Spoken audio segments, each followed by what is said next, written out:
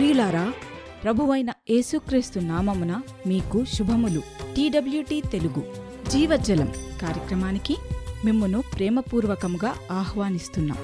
రండి, పరిశుద్ధ దేవుని వాక్యాన్ని ధ్యానం చేద్దాం. ప్రార్థనా జీవితం, ప్రార్థనే జీవితం, ప్రార్థనా జీవితం, ప్రార్థనే జీవితం. ప్రార్థించు ప్రియునితో. ప్రియ శ్రోతలు, దేవుని సన్నిధికి రండి, వాక్యాన్ని ధ్యానించి నేర్చుకొని ఆశీర్వాదాన్ని పొందుకుందాం. దేవుని వాక్యాన్ని వినటానికి కుటుంబ సమేతంగా వచ్చావని నేను నమ్ముతున్నాను. చిన్న ప్రార్థన చేసి దేవుని యొక్క సహాయాన్ని కోరుకుందాం. ప్రార్థన. జీవముగల తండ్రి, ఈ ప్రత్యేకమైన సమయాన్ని, ప్రత్యేకమైన దినాన్ని మేము ఈ లోకంలో జీవించటానికి మీరు చూపిన కృపను బట్టి మిమ్మల్ని ఆరాధిస్తూ ఉన్నాం. మేము మా కుటుంబాలు క్షేమముగా ఉన్నాయి అంటే కేవలం మీరు మా పట్ల చూపిన కృప మాత్రమే. ఈ పరిశుద్ధమైన వాక్యాన్ని అర్థం చేసుకునే మనసును, మనస్సాక్షిని దయచేయమని మీ ప్రియకుమారుడైన యేసుక్రీస్తు నామమున ప్రార్థిస్తున్నాము తండ్రి. ఆమెన్. ప్రభువునందు ప్రియులారా, ఈనాటి అంశము షాటర్డ్ అంటే చెదరిపోవుట. ఈనాటి ఈ అంశము మనలో చాలామందికి బాగా అనుభవమైన విషయం. మన కలలు చెదరిపోవటం, ఒక విధంగా మన ఆశలన్నీ నిరాశలైపోవటం. ఇలాంటి పరిస్థితులు మనకు అనుభవమే కదా.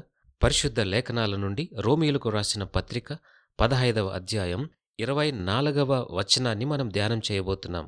అపోస్తలుడైన పౌలు రోమాలోని సంఘానికి వ్రాస్తూ తాను స్పెయిన్ దేశానికి వెళ్ళేటప్పుడు మార్గమధ్యంలో రోమాలో ఉన్న సంఘాన్ని ఒక్కసారి దర్శించాలని అనుకున్నాడు. కాని అతని కల నెరవేరలేదు. అతడు రోమాకు వెళ్లడమైతే వెళ్ళాడు, కానీ తాను అనుకున్న విధంగా కాదు. తన యాత్రలో భాగంగా రోమాకు వెళ్లాలనుకున్నాడు, కానీ ఖైదీగా అక్కడికి చేరుకున్నాడు. ఆశ్చర్యకరమైన విషయమేమిటంటే, అతన్ని ఉంచిన ఆ చిన్న జైలు ఇప్పటికి కూడా రోమాలో ఉంది. మీరు ఎప్పుడైనా రోమ్కు వెళ్లే అవకాశం వస్తే దానిని చూడటానికి ప్రయత్నం చేయండి. మీరు రోమన్ ఫోరం ఎదురుగా నిలబడి అక్కడి నుండి వెనక్కి తిరిగి పశ్చిమ దిశగా చూస్తే రెండు వైపులా చెట్లతో నిండిన విశాలమైన రహదారి కనిపిస్తుంది. అక్కడే మారిటైమ్ ప్రిజన్ అని పిలువబడే ఆ చిన్న జైలు కనిపిస్తుంది. ఇది చాలా చిన్న భూగర్భ కారాగారం. దీని లోపలికి వెళ్లాలంటే చాలా మెట్లు దిగాలి. లోపల చాలా చల్లగా, తేమగా ఉంటుంది. అందుకే పౌలు తన పత్రికలో తిమోతికి రాస్తూ ఈసారి తనను చూడటానికి వచ్చేటప్పుడు తన కోసం ఒక అంగీని తెమ్మని కోరాడు. అంటే ఇక్కడ ఎంత చల్లగా ఉంటుందో అర్థం చేసుకోగలరు. చలికాలంలో ఆ భూగర్భ కారాగారంలో ఉండటం ఎంత కష్టమో ఒక్కసారి ఊహించండి. పౌలు రోమ్కు వెళ్ళాడు, కానీ ఖైదీగా. అంటే తన ప్రయాణాన్ని గూర్చి కన్న కలలన్నీ చెదిరిపోయాయి. ప్రియులారా, ఈరోజు నేను మీతో మాట్లాడాలి అనుకున్న అంశం ఇదే. మీ కలలు చెదిరిపోతే ఎలా ఉంటుంది? మీరు మీ జీవితాన్ని ఎంతో జాగ్రత్తగా ప్రణాళిక చేసుకుంటూ ఉంటారు, కానీ అనుకున్నది అనుకున్నట్లుగా జరగకపోవచ్చు. లేదా మీరు మీ జీవితంలో ఒక లక్ష్యాన్ని నిర్దేశించుకున్నారు, కానీ సగం జీవితం గడిచిపోయినా అది నెరవేరటం లేదు, మార్గం కనపడటం లేదు. అలా మీ కలలు, ప్రణాళికలు, మీ ఇష్టాలు లేదా మీ ఉద్దేశాలు, మీ ఆశలన్నీ ఒక్కొక్కటిగా చెదరిపోతుంటే మీరేం చేస్తారు? ఇదే ఈనాటి మన ధ్యాన అంశం. తమ కలలు చెదిరిపోయిన వారి పరిస్థితి ఎలా ఉంటుందో మానసిక వైద్యులు వివరిస్తూ ఉన్నారు. వాళ్లల్లో కొంతమంది చేదు మనసును అలవర్చుకుంటారు, వ్యతిరేక స్వభావం గలవారిగా మారిపోతారు. చివరికి తమ జీవితం మీద విరక్తి పొంది కఠినమైన మనస్సు గలవారిగా మారిపోతూ ఉంటారు. కనీసం వారి ముఖంలో చిరునవ్వు కూడా కనపడదు. ఇలాంటి వారు చెప్పే సూక్తులేంటో తెలుసా? దేనికోసం బ్రతకాలి? ఎవరికోసం బ్రతకాలి? ఎందుకు బ్రతకాలి? ఇలాంటి ప్రశ్నలతో తమకు తాముగా అనేక మార్లు నిరాశపడుతూ ఉంటారు. ఒకవేళ నీ జీవితంలో కూడా నీ కలలు చెదిరిపోయినప్పుడు ఇలాంటి మానసిక స్థితే నీకు ఎదురవుతుంది సుమా. ఈ విషయంలో ప్రమాదకరమైన విషయమేంటంటే, వారు ప్రతి విషయాన్ని వ్యతిరేక స్వభావంతో చూస్తూ ఉంటారు. చివరికి ఇలాంటి వారు అంతర్మూర్ఖులుగా మారతారు. అంటే వీరు ఎవరితోనూ కలవడానికి గాని మాట్లాడటానికి గాని ఇష్టపడరు. ఒక వ్యక్తి అంతర్మూర్ఖంగా ఉండటం అంత తీవ్రమైన విషయమేమీ కాదు. మొత్తం ప్రపంచమంతా బహిర్మూర్ఖులుగా ఉంటే మనకు నిజంగా పెద్ద సమస్యే. కాబట్టి మనం ఈ లోపల మూర్ఖంగా ప్రవర్తించేవారు లేదా ఆలోచన చేసేవారిని తప్పులు పట్టాలని ప్రయత్నించడం లేదు. అయితే ఇక్కడ సమస్య ఏంటంటే, వారు ఎవరితోనూ తన సమస్యలు కానీ, తన ఉద్దేశాలు కానీ, లేదా సలహా కొరకు గాని ఎవరినీ ఆశ్రయించరు, లేదా సహాయాన్ని అసలే తీసుకోరు. ఈ లోకంలో తమకెవరూ లేరని, తాము ఒంటరులమని భావిస్తూ ఉంటారు. ఇక చివరికి ప్రపంచం మొత్తం తమకు వ్యతిరేకంగా ఉందని భావిస్తూ ఉంటారు.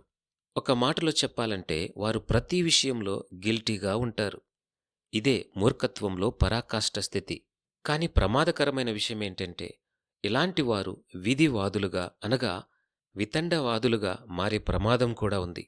నేను ఇలాంటి వాళ్లను చాలామందిని చూశాను. క్రైస్తవ సంఘాల్లో కూడా ఇటువంటి ధోరణి గలవాళ్లు చాలామందే కనపడతారు. వాళ్ళ అభిప్రాయం ఏమిటంటే, మనం ఏమి చేసినా, ఎన్ని మాట్లాడినా, ఎలా బ్రతికినా జరిగేది జరక్క మానదు కదా అని అంటారు.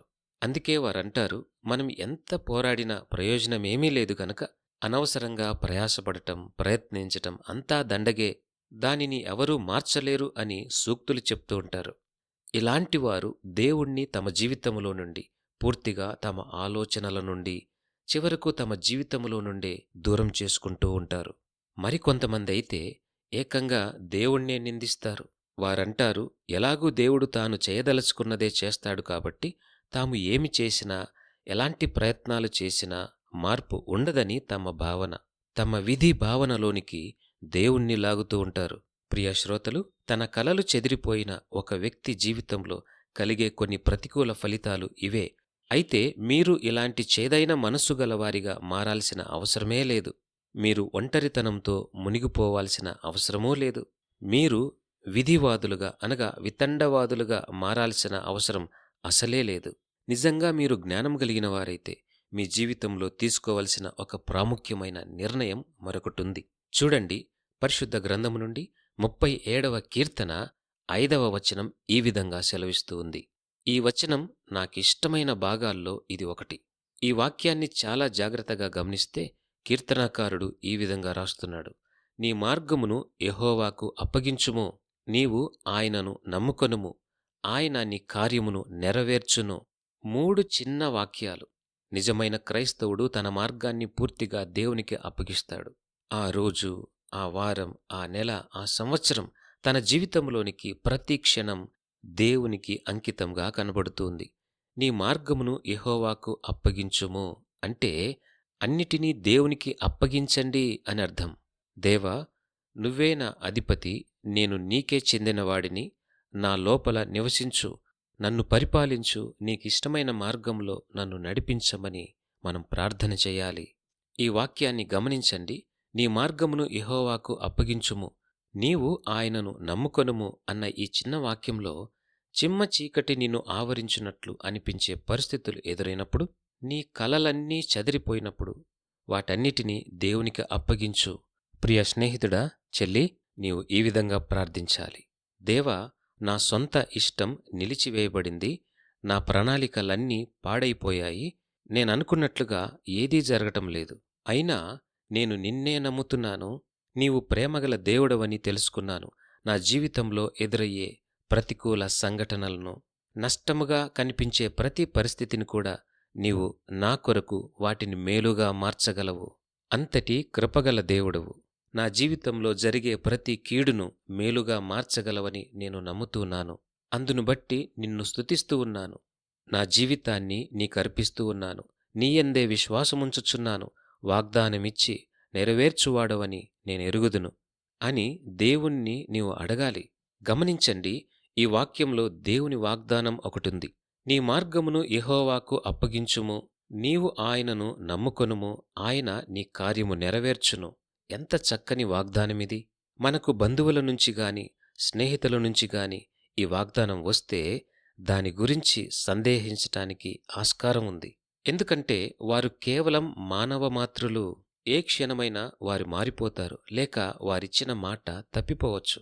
వారికి మన పట్ల ఉన్న ఉద్దేశం మంచిదే అయినా మనకు అవసరమైన సమయంలో సాయం చేయటానికి దరిదాపుల్లో కూడా వారు లేకుండా పోవచ్చు. అయితే గమనించండి, ఇక్కడ దేవుని నుండి వచ్చిన ఈ వాగ్దానం మానవుని నుండి వచ్చినది కాదు. ఈ వాగ్దానం చేసినవాడు దేవుడే. ఆయన శాశ్వతుడైన సర్వశక్తిమంతుడైన దేవుడు. కాబట్టి తాను వాగ్దానం చేసిన దేనినైనా ఆయన నెరవేర్చేవాడయున్నాడు. మనం ఆయనను పూర్తిగా నమ్మాలి. ఆయన దానిని నెరవేరుస్తాడు. ఈ వాగ్దానం లోకమంతటిలోనే అద్భుతమైన వాగ్దానం. చాలామంది ఈ వాగ్దానాన్ని సరిగ్గా అర్థం చేసుకోలేరు. ఈ శ్రేష్టమైన దేవుడిచ్చిన ఈ వాగ్దానం శాంతిని, సమాధానాన్ని, నెమ్మదిని, ఆనందాన్ని ఇస్తుంది. ప్రభువులో మనకున్న ఆదరణ ఇతరులకు ఏమాత్రం అర్థం కాదు. ఒకవేళ వారు కూడా విశ్వాసులైతే తప్ప. చరిత్రలో ఎన్నో సమస్యలను ఎదుర్కొన్న గొప్ప వ్యక్తుల గురించి ఒక్కసారి ఆలోచించేయండి. ఉదాహరణకు హెలెన్ కెల్లర్ గురించి ఆలోచించారా? ఆమె జీవితంలో ఎన్నో కష్టాలు, తన చూపు లేని కారణంగా ఎన్నో ఇబ్బందులు, అడ్డంకులు ఎదుర్కొన్నది. అయితే దేవుని కృపా సహాయంతో ఆమె వాటన్నిటినీ అధిగమించింది. గొప్ప ఫలవంతమైన జీవితాన్ని సాధించింది. మరొక గొప్ప ఉదాహరణను జ్ఞాపకం చేసుకుందాం. జార్జ్ ఫ్రెడ్రిక్ అనే ఆయన మెస్సియా అనే పాటను రచించారు. నాకు బాగా ఇష్టమైన పాటల్లో ఇది ఒకటి. నేననుకుంటాను, బహుశా ఇది సంగీత చరిత్రలోనే అత్యంత స్ఫూర్తిదాయకమైన సంగీత కృతి. చాలామంది సంగీత విద్వాంసులు కూడా దీన్ని నిర్ధారించి చెప్పారు. ఇది అత్యంత గంభీరమైన సంగీతం. దేవుడు ఈ ఫ్రెడ్రిక్ హ్యాండిల్కు ఒక మహత్తరమైన సంగీతాన్ని రచించే జ్ఞానాన్ని దయచేశాడు. అతని పూర్తి పేరు జార్జ్ ఫ్రెడ్రిక్ హ్యాండిల్. ఆయన పూర్తిగా నలిగిపోయిన వ్యక్తి, నష్టపోయిన వ్యక్తి. ఎన్నో మార్లు కృంగిపోతూ వచ్చాడు. అతనికున్న సమస్యలను వివరించటానికి వల్లపడదు సుమ. అతని కుడివైపు శరీరం పూర్తిగా పక్షవాతానికి గురి అయింది. అతను ఒక వికలాంగుడిగా మారిపోయాడు. అతని జీవితంలో ఎన్నో ఆందోళనలు, భయాలు, కష్టాలు. ఆశ్చర్యమేంటంటే, ఇలాంటి భయాల మధ్య, ఆందోళనల మధ్య ఆయన మెస్సియా అనే సంగీతాన్ని రచించాడు. ఈ భూసంబంధమైన బాధలన్నిటి నుండి దేవుడే అతనిని పైకి లేపాడు. దేవుడు అతనిని బాగా ఆశీర్వదించి మన కోసం ఒక అమోఘమైన సంగీతాన్ని అందించేలా చేశాడు. ప్రియ శ్రోతలు, ఈ గొప్ప సంగీతకారుని గురించి వింటూ ఉంటే మీకు కూడా ఒక చిన్న ఆశ కలుగుతూ ఉంది కదూ? అవును, దేవుడు మీ విషయంలో కూడా తప్పకుండా ఒక గొప్ప అద్భుతాన్ని, ఒక మార్పును ఇస్తాడు. ఆయన తన వాగ్దానాలను తప్పకుండా నెరవేరుస్తాడు. తన రెక్కల నీడలో ఆయన నిన్ను భద్రపరుస్తాడు. ఈ సందేశాన్ని వింటున్న నీవు ఎప్పటికీ ఆశను కోల్పోవద్దు. నీ మార్గమును యెహోవాకు అప్పగించుము. నీవు ఆయనను నమ్ముకొనుము.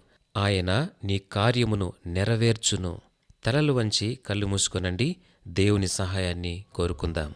ప్రార్థన. ప్రేమగల తండ్రి, ఈ వాక్యాన్ని విన్న మా శ్రోతలను మీరు మెండుగా దీవించండి. ఎవరైతే తన జీవితంలో కష్టాల గుండా, నెమ్మది లేక, ఓడిపోతూ, ఎన్నో మార్లు నష్టపోతూ, కీడును అనుభవిస్తూ ఉంటే వారిని ఇప్పుడే మీరు దర్శించండి. వారితో మీరు మాట్లాడండి. నిన్ను నమ్ముకున్న వారిని నీవు తప్పకుండా దీవిస్తావు.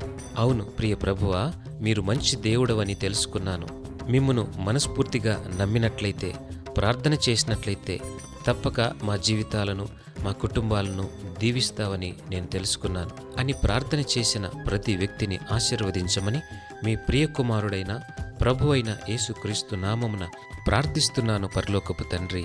ఆమేన్. పాపము చేత చచ్చియుండ వివరములకు మా ఇమెయిల్ listenersfeedback@gmail.com, వాట్సాప్ SMS కొరకు ఫోన్ నంబర్ 8523047990.